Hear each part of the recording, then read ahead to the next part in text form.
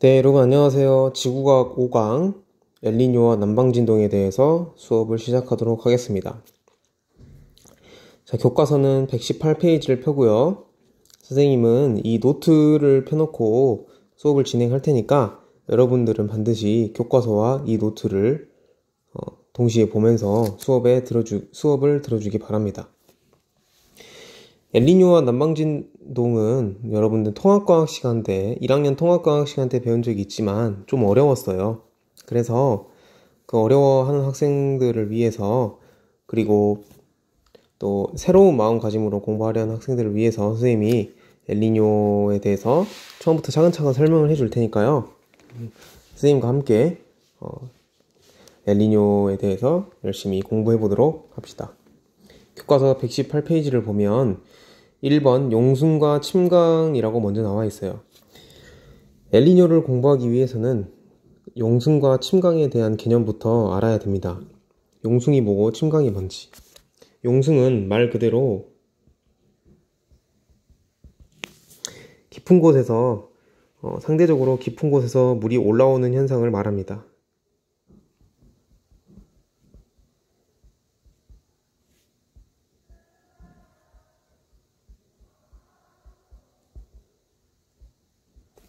자, 그러면 용숭은 어떠한 경우에 일어난지 배워볼게요. 첫 번째 경우는 뭐냐면 연안용숭이에요. 교과서 118페이지 왼쪽 아래에 보면 그림이 두 개가 나와 있어요. 연안용숭, 적도용숭 두 개가 나와 있어요. 연안용숭을 보면 해안가에서 일어난다고 해서 연안용숭입니다. 이게 땅입니다. 그리고 바다가 오른쪽에 있다고 칠게요. 이렇게. 그러면은 이거 위에서 보는 모습이에요. 바람이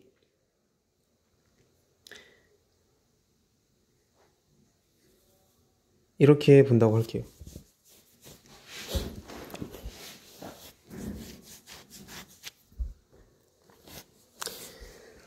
자, 그러면은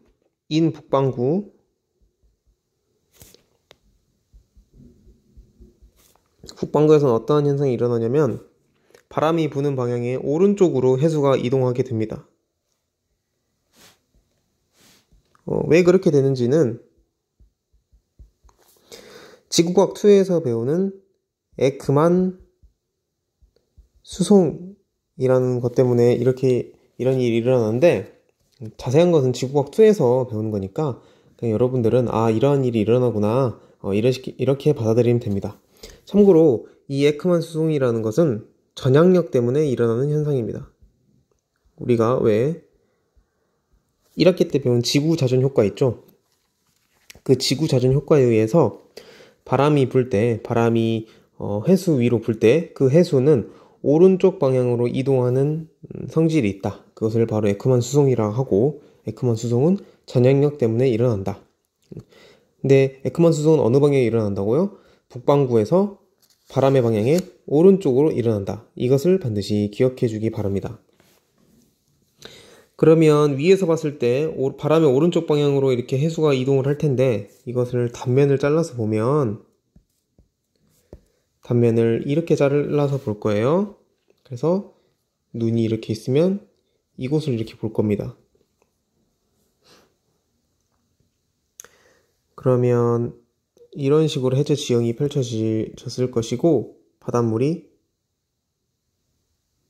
이렇게 생겼을 거예요. 자, 바람의 방향은 X자로 표시하겠습니다. 이렇게. 왜 X자로 표시하냐면 이 화면을 파고 들어가는 방향일 거 아니에요. 그리고 바닷물이 이렇게 외해로 오른쪽으로 수송되는 모습, 에크만 수송. 그렇기 때문에 이 해안가 근처에 물이 부족해질 거 아니에요, 상대적으로. 그렇게 되니까 이 바다 아래에서 물을 퍼 올리게 됩니다. 이것이 바로 용승입니다. 용승 현상이 일어나면 어떠한 그런 현상을 관찰할 수 있을까요? 차갑습니다. 온도가 낮아집니다. 두 번째로 영양염류가 많아집니다. 왜? 온도가 차가우니까.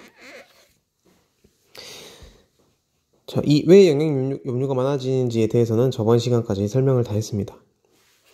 자, 이렇게 해서 연안용승을 설명을 했고요. 두 번째로 적도용승에 대해서 설명하겠습니다.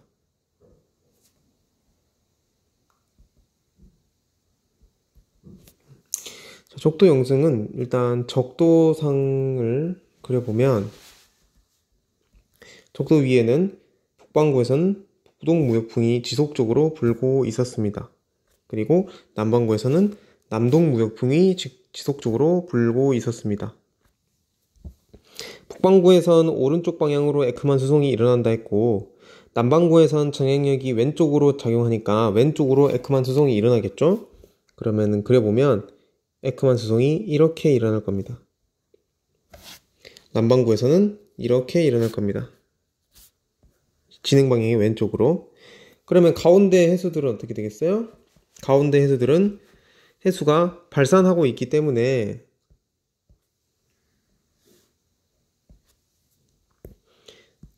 해수가 발산하고 있기 때문에 이곳이 빗금침 이 부분에서 용승이 일어나게 됩니다.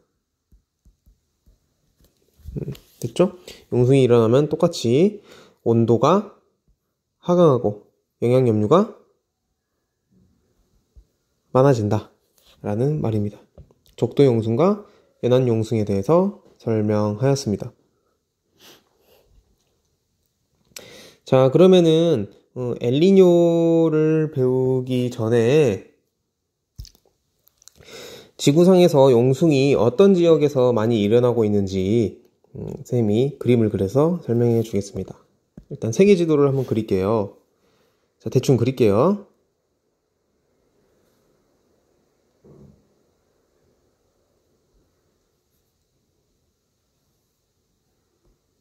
자, 이게 북미고요. 이게 남미입니다. 그 다음에 왼쪽에는 호주가 있고요. 위에 인도네시아가 있습니다. 그 다음에 적도가 이렇게 있습니다.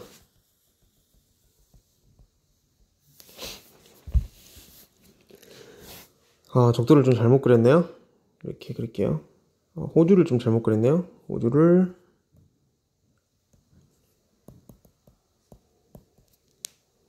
네. 그럼 바람의 방향을 그려보면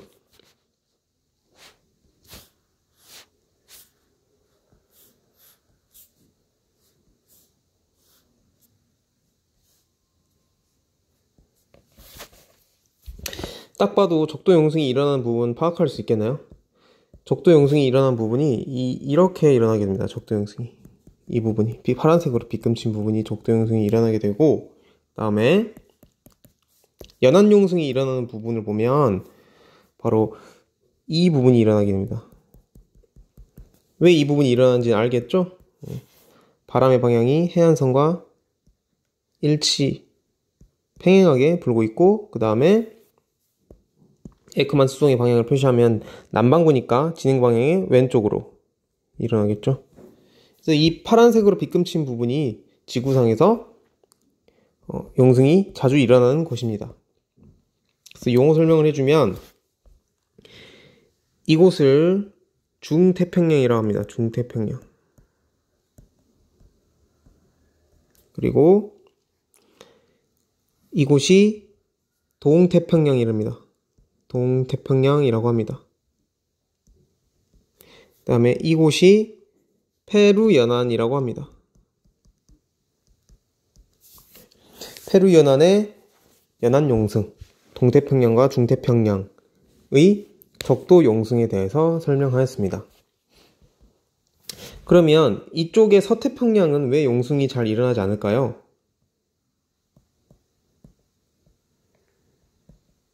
네, 서태평양도 물론 용승이 일어날 수 있겠죠. 하지만 첫 번째로 이곳은 대륙이 많습니다. 교과서 119페이지를 보면 인도네시아를 비롯한 여러 섬들과 대륙이 많아서 이러한 바람의 방향이 교란이 되기도 하고요. 그리고 두 번째로, 제일 중요한 두 번째는 뭐냐면 어, 이 태평양, 적도 태평양 부근에서는 항상 무역풍에 의해서 적도 해류가 흐르고 있습니다. 적도 해류가 어디서 어디로 흘렀죠? 동에서 서로 흐르고 있습니다. 적도 해류가 이런 식으로. 이 말은 무슨 말이냐면 뜨거운 해수를, 그러니까 적도상에서 달궈진 뜨거운 해수를 계속 서태평양 쪽으로 몰고 가버린다는 말입니다. 그 말은 어떻게 무엇이겠어요? 그 말의 의미는 뭐냐면 뜨거운 해수가 계속 서태평양 쪽으로 모여 있다라는 말입니다. 그렇기 때문에 용숭이 일어나기는커녕 오히려 온도가 다른 지역보다 더 뜨거운 지역이 됩니다. 바다의 온도가. 그래서 서태평양은 용숭이 일어나는 게 아니라 오히려 온도가 동태평양, 중태평양보다는 훨씬 더 뜨거운 곳이다 라고 생각을 할 수 있습니다. 자, 이게 바로 엘니뇨, 라니냐가 일어나지 않을 때 평상시에 지구에서 용숭이 일어나는 곳을 보여주는 것입니다. 자, 선생님이 사용하는 날씨 어플이 있는데 그 날씨 어플을 보고 실제로 바람이 어떻게 지구상에서 부는지 한번 보도록 하겠습니다. 자, 이 어플은 윈디라는 어플인데 여러분들도 다운받을 수 있습니다. 쭉 가보겠습니다. 자, 우리나라가 보이죠? 자, 그러면은 적도 쪽으로 한번 가보겠습니다. 자, 적도 쪽으로 가보면 가볼까요? 적도를 한번 그어볼까요? 적도를 한번 대강 그어보면 이 정도 라인이 될 수 있습니다. 네, 이 정도 라인. 자, 보세요.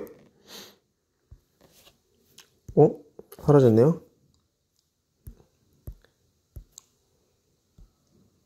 이 정도 라인이 적도 라인이라고 볼 수 있습니다. 페루 쪽을 봐보세요. 페루 쪽을 보면 바람의 방향이 어떻게 불고 있죠? 해안선과 평행하게 불고 있다는 걸 볼 수 있어요, 지금. 그죠? 무역풍의 일환으로서. 네. 그렇기 때문에 이쪽곳에서는 항상 연안 용숭이 일어나고 있습니다. 자, 그리고 적도 쪽을 보면은 항상 동에서 서쪽으로 바람이 불고 있죠? 그렇죠? 그렇기 때문에 서쪽에서는 따뜻한 해수가 계속 쌓이고 있고, 태평양의 중앙부와 태평양의 동쪽 부근은 적도 용숭이 계속 일어나서 다른 태평양보다 훨씬 더 차가운 수온을 볼 수 있다는 이유가 됩니다. 자, 다시 노트로 넘어가겠습니다.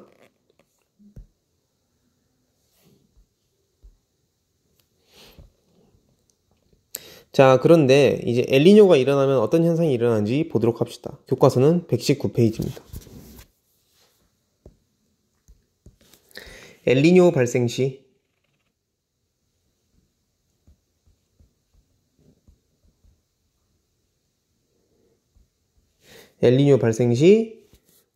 무역풍이 평상시보다 약하다.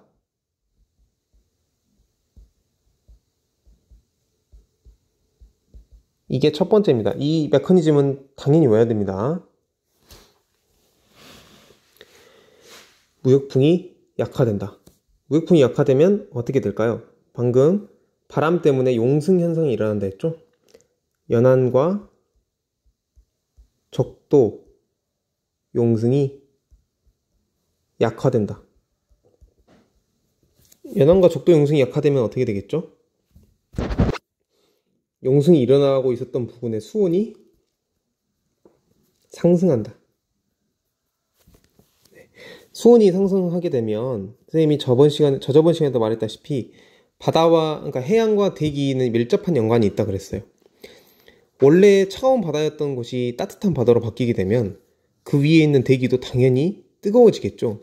뜨거워진다면 당연히 건조했던 지역이 습하게 되겠어요. 왜? 증발이 잘 일어나게 돼서 수증기량이 공기 중에 많아지게 되고 그러면은 비가 갑자기 내릴 가능성이 많아지고 그러겠죠. 이 부분에 대해서는 뒤에서 더 하도록 하겠습니다.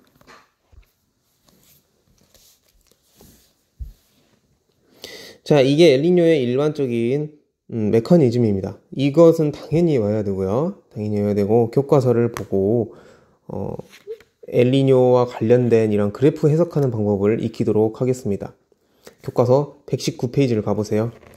119페이지. 위에서 침강 설명을 안 했네요. 침강 설명부터 하고 가자면, 거기엔 용승 설명이 잘 돼 있죠. 네, 침강은 용승과 반대예요. 그러니까 방금 장에서는 용승이 일어날 때는 어쩐다 했죠? 땅이 이렇게 있는데 바람이 이렇게 불 땐 용승이 일어난다 했죠? 바닷물이 이렇게 퍼질 테니까. 하지만 바람이 반대로 분다면 북반구에서 해수가 이렇게 해안 쪽으로 이동할 거예요. 해안 쪽으로 이동하면 해안 쪽이 해수가 막히겠죠. 해수가 막히게 되면 어떻게 되겠어요? 아래로 가라앉게 됩니다. 해수가 계속 쌓이니까. 그렇게 되면 용승과 반대로 침강이 일어나요. 계속 물이 해저로 내려가게 됩니다. 그것이 바로 침강입니다. 침강은 표층 해수가 수렴할 때,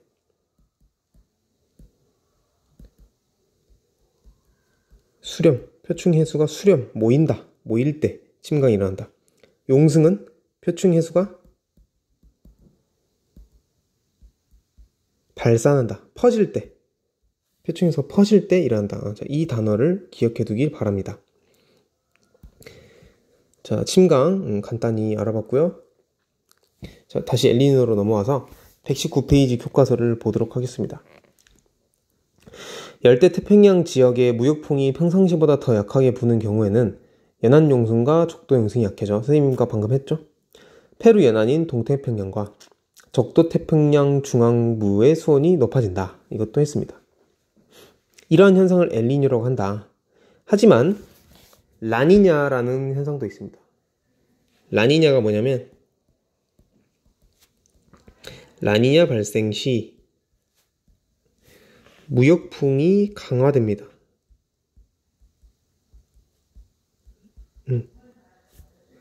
주기적으로 일어나는 현상입니다. 무역풍이 약화되거나 무역풍이 강화되거나. 그럴 때는 어떻게 되냐? 연안과 적도 용승이 강화가 됩니다. 강화되면 차가운 물이 심층에서 더 많이 올라오겠죠? 그러니까 수온이 하강이 되게 됩니다. 교과서 그림을 함께 보도록 하겠습니다.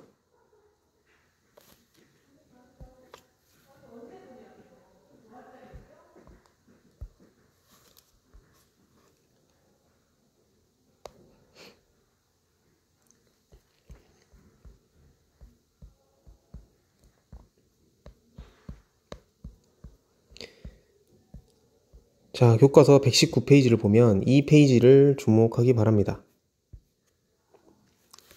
선을 하나 그어볼게요. 적도선을 여러분들도 함께 그리도록 합시다. 이렇게 그려주고요. 그 다음에 이렇게 그려주고요. 또 이렇게 그려주고요. 그래서 맨 위에 수온 분포는 평상시를 나타낸 거고, 가운데는 엘니뇨를 나타낸 거고, 맨 아래는 라니냐를 나타낸 겁니다. 자, 평상시 적도 근처의 수온을 보면, 선생님이 아까 말했다시피 서태평양 부근을 보면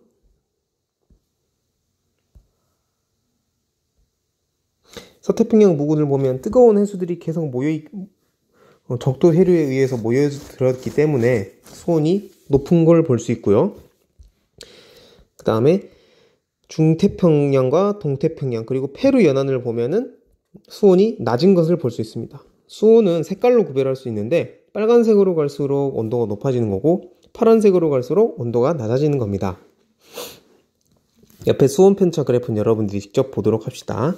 편차 공식은 뭐냐면 편차 공식은 관측값 빼기 평균값입니다.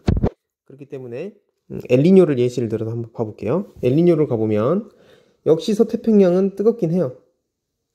수온이 따뜻하긴 해요. 하지만 중태평양도 따뜻해졌고 그 다음에 동태평양 그 다음에 페루 연안 근처도 어때요? 평상시보다는 더 빨간색으로 바뀌었죠? 자, 오른쪽에 해수면 온도 편차를 보면 어때요? 지금 좀 기준선이 좀 엇나가긴 했는데 그래도 보면 편차가 2.5, 3.5 뭐 이렇게 되죠. 2.5, 3.5 양수라는 것은 무슨 말이냐면 관측값이 더 높다라는 말입니다. 평균값보다. 그러니까 평균적인 온도보다 더 높다는 얘기겠죠. 그죠?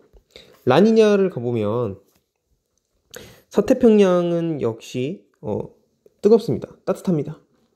하지만 동태평양을 보면 평상시보다 훨씬 더 차갑다는 걸 알 수 있습니다. 왜? 무역풍이 강화됐고 무역풍의 강화로 인해서 용승이 활발하게 촉진됐기 때문입니다. 자, 오른쪽에 해수면 온도 편차를 보면 마이너스 1.5라는 걸 볼 수 있습니다. 관측값이 평균값보다 더 작았다라는 말입니다. 수업 끝나고 복습하면서 쌤이 한 말에 대해서 깊이 생각하기 바랍니다. 쌤이 지금 엘니뇨 라니냐, 그 다음에 용승 침강에 대해서 설명을 되게 빨리 하고 있어요. 왜냐하면 시간이 부족하기 때문입니다. 1시간 안에 엘니뇨와 남방진동을 끝내야 되는데 시간이 좀 부족해요. 그래서 여러분들은 반드시 이 수업 끝나고 복습하기 바랍니다. 자, 다음 페이지 가겠습니다. 자, 이 4-8 그림이 중요합니다. 중요합니다. 자, 그림이 두 가지가 있는데 왼쪽 그림은 엘니뇨 시기, 오른쪽 그림은 라니냐 시기가 있습니다. 라니냐 시기부터 볼게요. 왜 라니냐 시기부터 보면은 라니냐 시기가 평상시의 시기와 거의 비슷하기 때문이에요. 평상시에 있던 게 좀 더 강해질 뿐이지 엘니뇨처럼 평상시와 반대가 되는 게 아니거든요. 그래서 라니냐 시기를 보면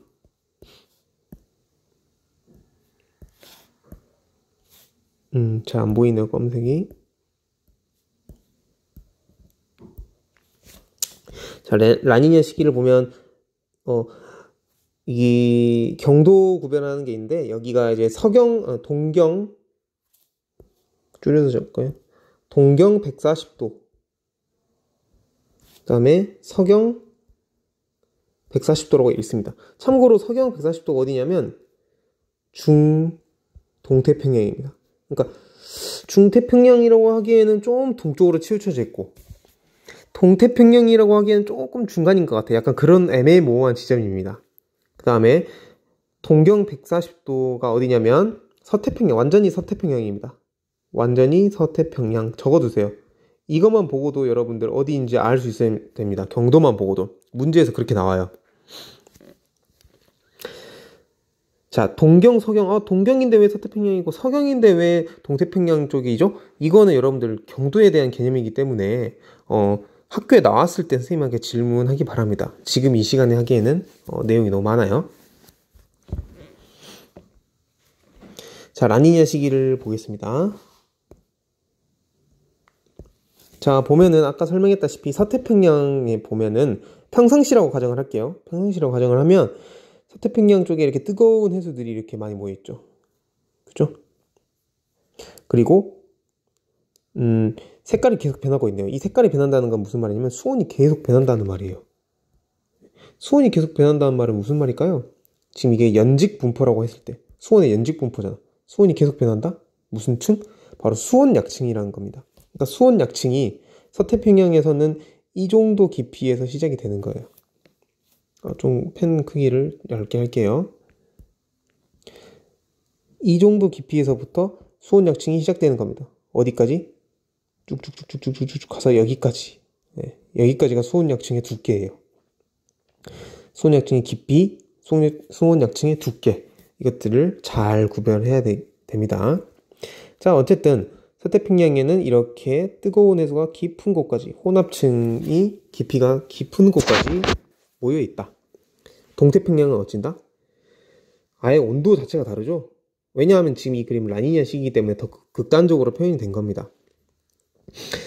온도가 예를 들어서 한 20도 초반인데 20도 초반의 온도는 서태평양에는 깊이가 150m 정도 있는데 동태평양에는 그게 표면 온도야.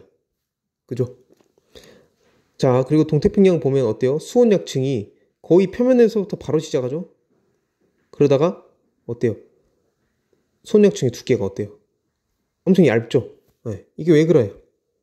용승 현상 때문에 그러죠. 용승 현상 때문에 차가운 물이 이렇게 많이 올라왔기 때문에 수온약층의 깊이도 얕고 두께도 얇고, 네, 이런 점을 잘 구별해야 됩니다. 서태평양과 동태평양의 연직 수온 분포, 이것은 아주 고득점을 향한 학생이라면 반드시 숙지해야 됩니다. 모의고사, 수능, 선생님 문제 반드시 나옵니다. 그것도 고난이도 문제로 나옵니다. 자, 이 부분 잘 반드시 이해하고 넘어가고요. 자, 그럼 평상시는 이것과 비슷하겠죠. 평상시 이것과 비슷한데 라니냐 시기엔 이게 더 돋보인다라는 말입니다. 더 돋보인다. 자, 엘니뇨 시기로 가볼까요? 엘니뇨 시기 가보면 어때요? 중태평양과 동태평양의 수온이 상승한다 그랬죠? 자, 보면 이렇게 뜨거운 빨간색 수온이 어때요? 거의 동태평양까지 거의 왔죠? 자, 오지 않더라도 꽤 동태평양은 꽤 뜨겁다는 걸 볼 수 있습니다. 그리고 수온약층에 시작하는 부분도 어때요? 수온약층이 시작하는 부분, 만약에 이 정도 부분이라고 하면 수온약층이 시작하는 부분이 꽤 깊어졌죠? 네, 이렇게 좀 깊어졌죠? 그죠? 라니냐 시기와 평상시에 비교했을 때 봐야 됩니다. 그리고 수온의 이러한 분포도 동태평양 쪽으로 가면 이렇게 완만하게, 다시 그려볼게요. 완만하게 이렇게 바뀌죠. 완만하게. 하지만 라니냐 시기에 어때요? 급격하다 못해 사라져버렸죠. 빨간색 수온들. 그죠? 이러한 점들은 유의해서 보기 바랍니다. 자, 그래서 중요한 점 한번 체크해 볼게요. 4-8은 열대 태평양 동서단면에서 수온의 연직 분포를 나타낸 것이다. 오케이. 엘니뇨 시기에는 가와 같이 등온선의 기울기가 완만하다. 이 말이 무슨 말이냐면 등온선의 기울기가 이렇게 완만하다라는 말입니다. 등온선의 기울기가, 온도가 같은 선의 기울기가. 라니냐 때는 어때요? 라니냐 때는 엄청 급하죠. 엄청 급한데 이것마저도 뜨거운 물에서 아예 사라져 버렸잖아요. 그쵸? 그러니까 실제로 그리면 어떻게 되겠어요? 이렇게 아예 이렇게, 어쨌든 무슨 말인지 알겠죠? 그 말입니다.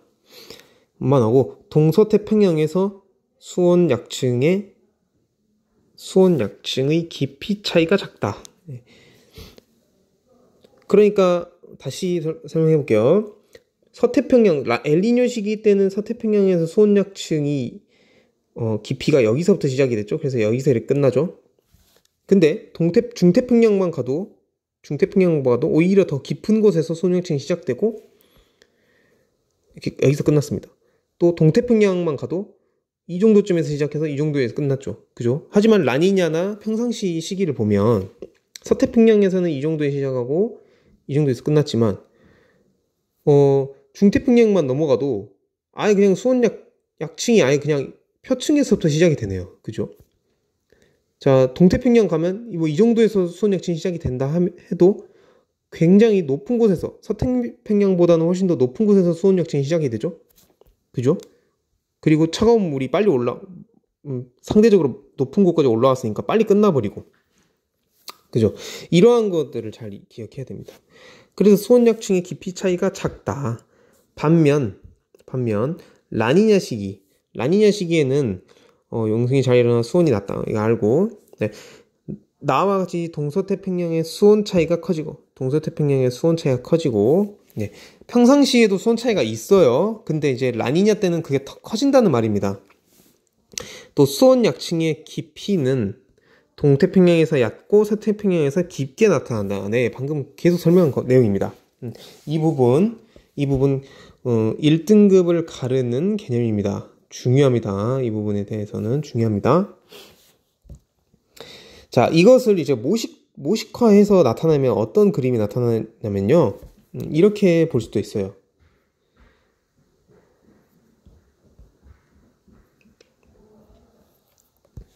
그려볼게요.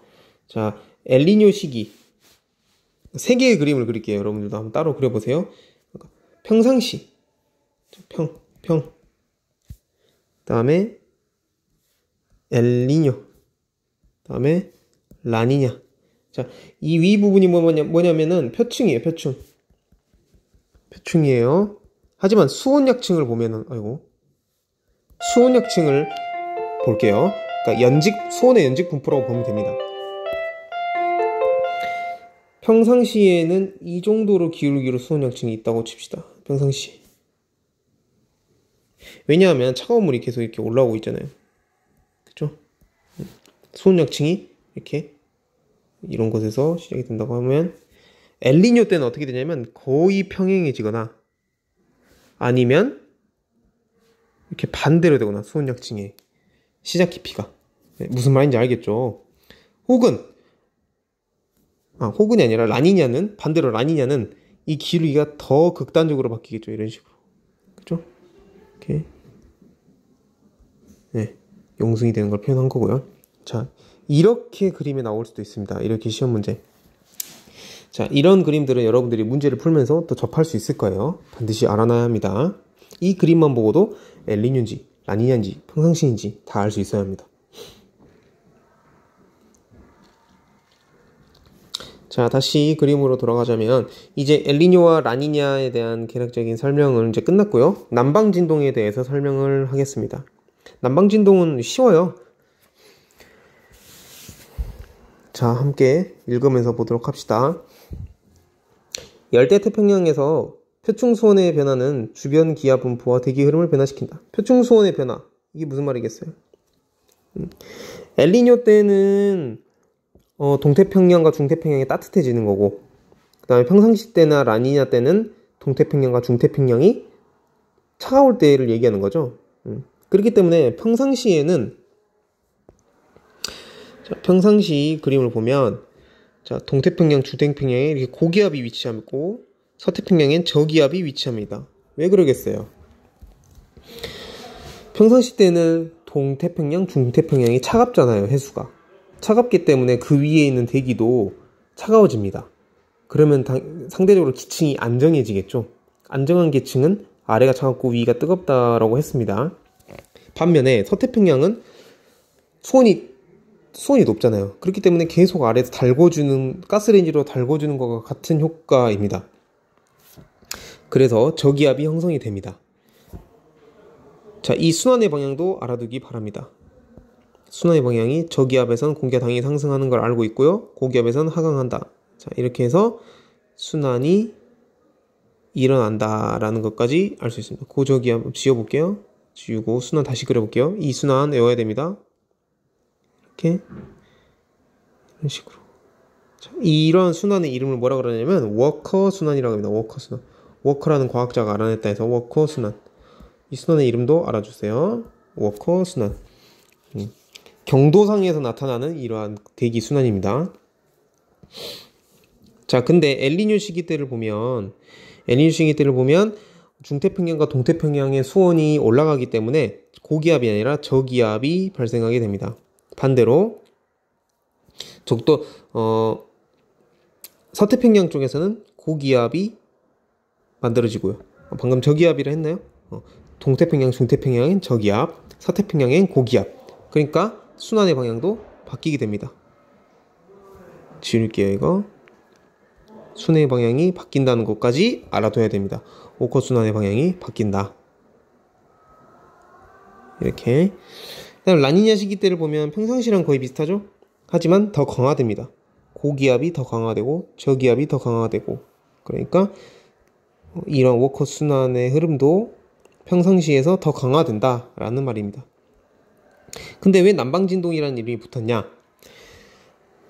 진동한다 그 말이에요. 진동. 어떻게 진동하냐면 동태평양에서 고기압이 있으면 서태평양에서는 저기압이 있다. 평상시나 엘니뇨 때. 근데 평상시랑 엘니뇨가 아니라 평상시나 라니냐 때. 평이나 라니냐 때. 하지만 엘니뇨 시기가 다가오게 되면 엘니뇨 시기 때는 어떤다? 엘니뇨 시기 때는 쓸 공간이 없네요. 그냥 위에다 쓸게요. 엘니뇨 시기 때는 동태평양의 저기압, 서태평양의 고기압 이렇게 왔다 갔다 한단 말이에요. 평상시 라니냐 때는 서동, 엘니뇨 때는 평상시 라니냐 때는 저기압, 고기압, 엘니뇨 때는 고기압, 저기압 이렇게 진동한다는 말입니다. 그게 남방 진동이란 말입니다. 남쪽, 남반구에서 보통 일어난다 해서 남방 진동입니다. 열대 태평양에서 폐충수온의 변화는 주변 기압 분포와 대기 흐름을 변화시킨다. 주변 기압 분포가 선생님 방금 말한 고기압, 저기압이었고 대기의 흐름이 뭐겠어요? 워커 순환이죠. 워커 순환.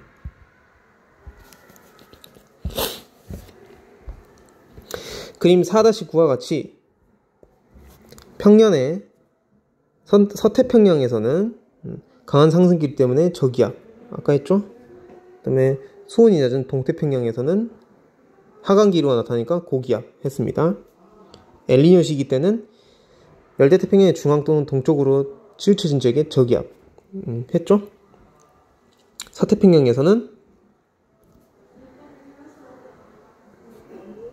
중앙 또는 동쪽. 서태평양에서는 하강기류가 발달하여 하강기로 발달하여서 고기압이 형성이 된다. 그 말입니다. 그래서 동서순환, 그러니까 워커순환의 방향이 달라진다 라는 말입니다. 자, 반대로 라니냐 시기에는 서태평양의 기압이 평년보다 낮아지고 동태평양의 기압은 높아진다. 평상시보다 강화된다 라는 말입니다.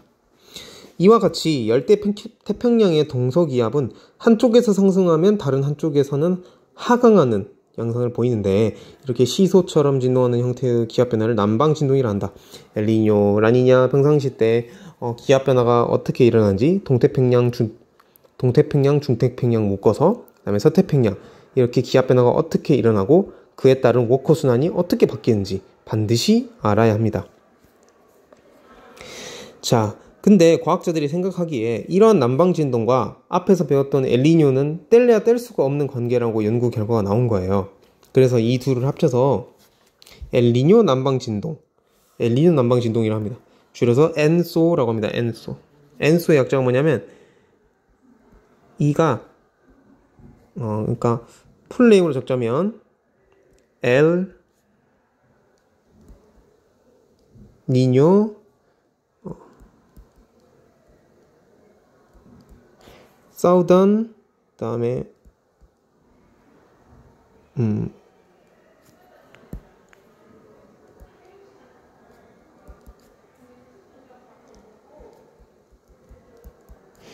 엘니뇨 서던 어실레이션, 그러니까 엘니뇨 남방 진동이라고 해서 엔소라고 합니다. 자, 알아두고요. 자, 어떻게 관계가 있냐? 당연히 방금 한 게 관계가 있죠. 해수의 온도에 따라서 그 위에 기압이 바뀌었고 그 기압에 따라서 워커 순환이 다른 패턴을 보였잖아요. 그렇죠?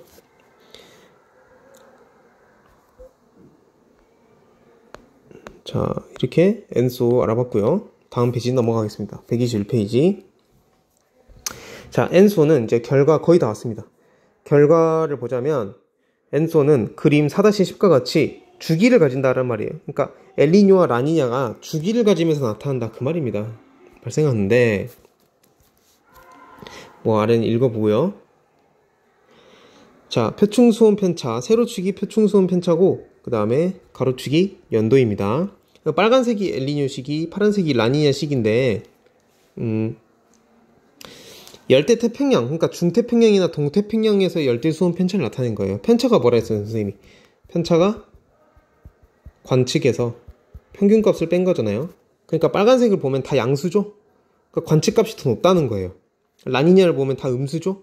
관측값이 더 낮다라는 거예요. 그러니까 열대 태평양, 그러니까 중태평양과 동태평양에서의 수온을 쟀다 이거죠. 자, 이렇게 주기성을 가지고 엔소 현상이 나타난다라는 걸 알아두면 되고요. 내려가겠습니다. 자, 여기 한번 읽어보고요. 자, 다음 장, 마지막 장 넘어가겠습니다. 자, 그래서 엘니뇨 시기, 라니냐 시기에는 어떠한 현상이 일어나느냐, 이렇게 말이 있는데, 이렇게 쭉 말이 있어요. 이 부분도 있는데, 이 부분 선생님도 읽어봤는데 너무 어려워요. 여러분들이 학습하기에 좀 어렵고 선생님이 알아야 될 것만 정리를 해줄게요. 여러분들도 받아 적읍시다. 새로운 노트를 켜보도록 하겠습니다. 첫 번째, 동태평양.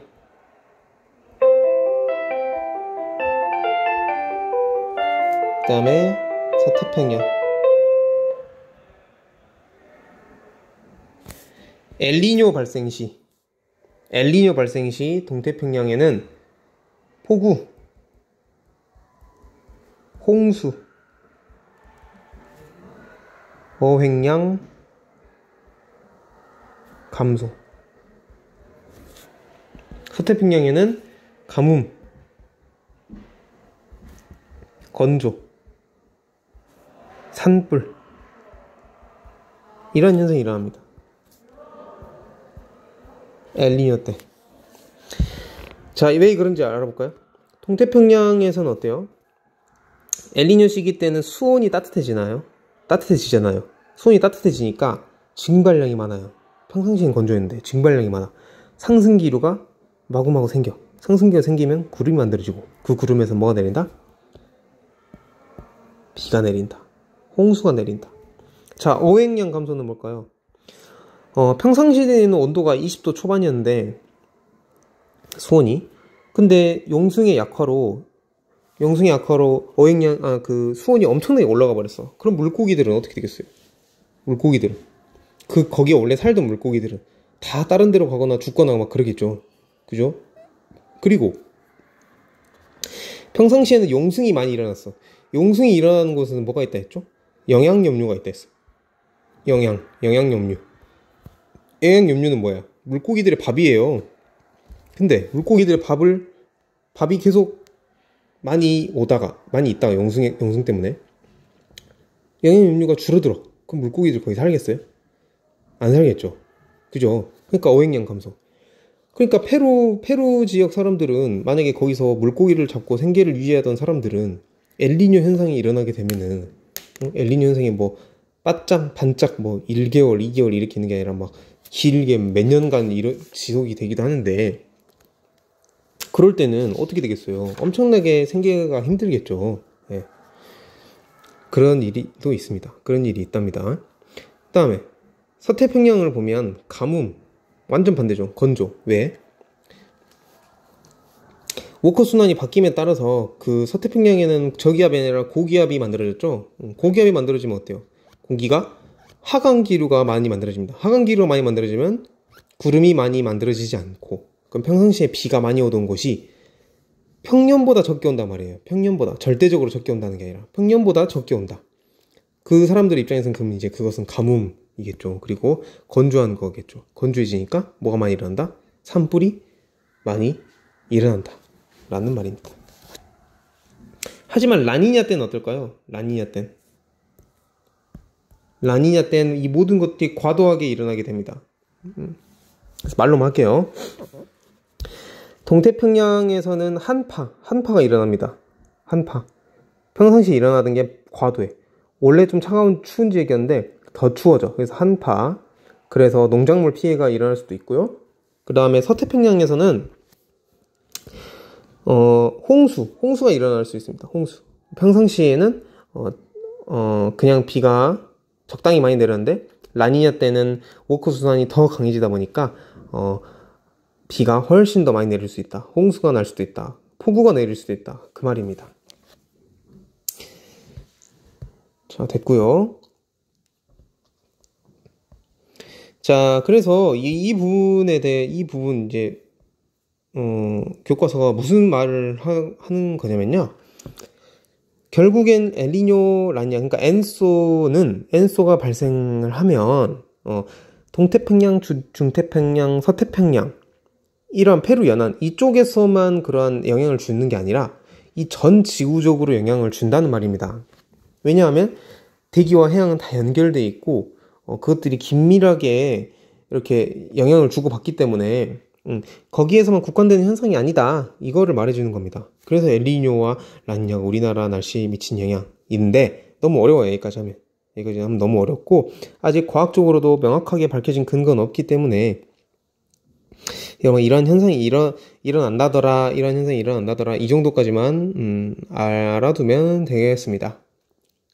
그래서 여기서 하고 싶은 말은 무슨 말이냐면 한 줄 요약하겠습니다. 선생님이 대기 대순환이 교란되어 이상기후를 발생시킨다.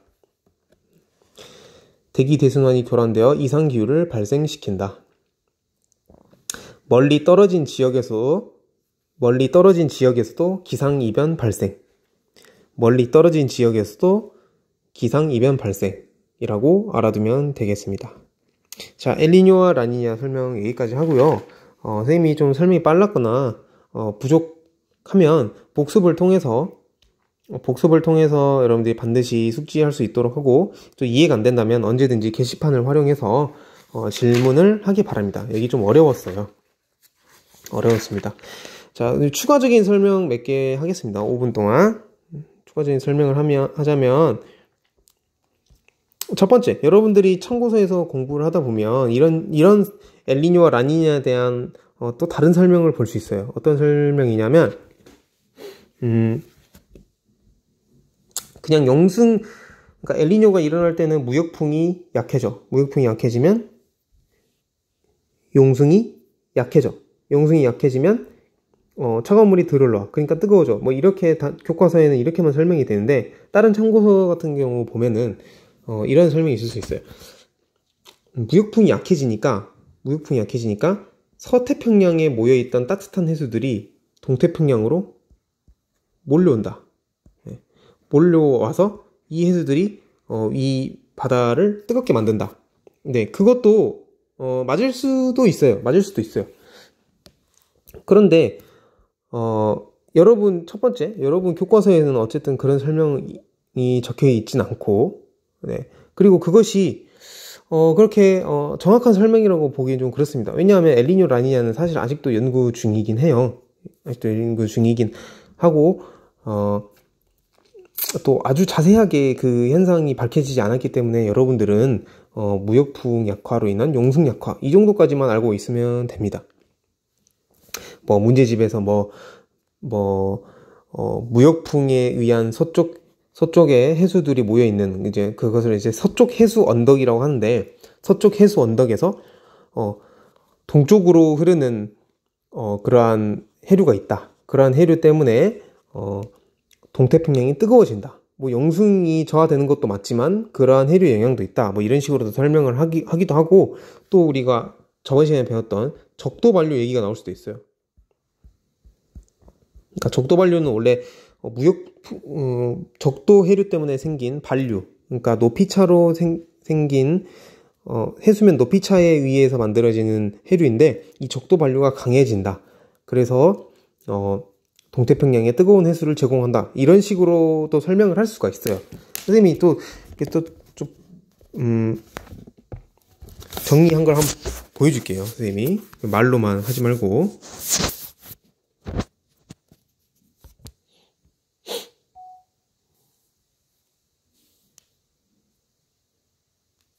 선생님의 모습이 보여서 잠깐 당황을 했는데, 당황하지 않고.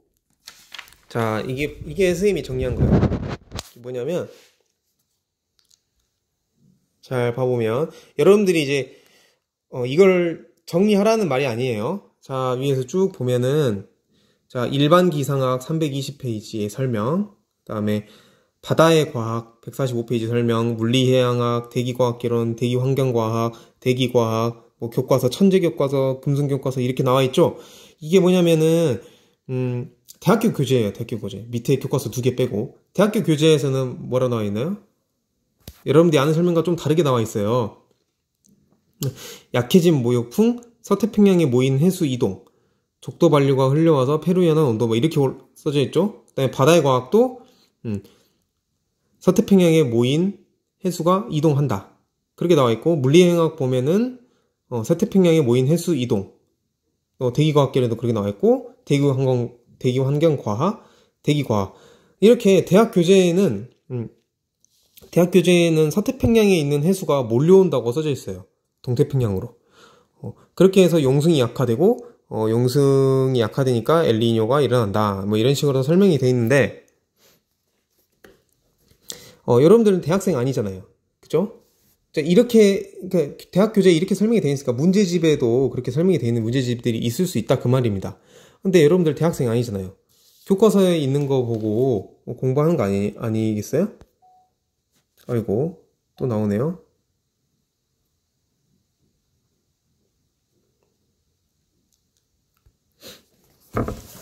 자, 그렇기 때문에 여러분들은 교과서에 있는 내용만 집중해서 공부하기 바랍니다. 자, 두 번째로 선생님이 좀 빠뜨리고 넘어간 게 있는 것 같은데, 두 번째가 뭐가 있냐면 바로 난방진동 지수라는 거예요. 자, 여러분들 교과서에 적어두세요. 난방진동 지수. 글씨가 너무 개판이네요. 다시 쓸게요. 난방 진동 지수라는 게 있습니다. 이게 뭐냐면 이게 이제 금성 출판사 교과서에만 나온 내용인데요. 교과서에 어쨌든 금성에 나온 내용이니까 모의고사에도 실릴 수 있으니까 선생님이 소개합니다. 난방진동 지수는 뭐냐면 타히티섬의 해면 기압. 타히티섬의 해면 기압에서 다윈 지역의 해면 기압을 뺀 것을 말합니다. 선생님, 이 지역이 대체 어디예요, 다들? 타히티섬 어디냐면 동태평양입니다. 그 다음에 다윈 어디냐면 호주 위, 그러니까 서태평양이에요. 자, 근데 평상시 때는 어떠겠어요? 평상시 때. 평상시 때는 동태평양의 기압이 어때요? 고기압이고 서태평양은 저기압이죠. 그러니까 기압차니까 플러스예요. 라니냐는 어떠겠어요? 라니냐도 플러스겠죠. 하지만 엘니뇨 때는 어때요? 어떠겠어요? 동태평양의 기압이 저기압이 되고 서태평양 기압이 고기압이 상대적으로 고기압이 되니까 마이너스 값을 가지겠죠. 그죠? 이게 바로 난방진동 지수입니다. 이것까지 알아둬야 돼요, 여러분들. 정리하세요. 타히티섬의 해면기압에서 다인 지역의 해면기압을 뺀 것을 난방진동 지수라고 하고, 이 난방진동 지수가 플러스일 때는 평시나 라니냐일 때, 그러니까 플러스 값이 커질 때는 라니냐겠죠. 하지만 엘니뇨 때는 언제냐? 엘니뇨 때는 마이너스일 때, 그러니까 엘니뇨 때이다. 여기까지 엘니뇨와 난방진동의 단원에 대해서 수업을 마치겠습니다. 여러분들 긴 시간 동안 수고 많았습니다. 질문에 대한 내용은 온라인 클래스 게시판에다가 올려주기 바랍니다. 여기까지 하겠습니다. 안녕.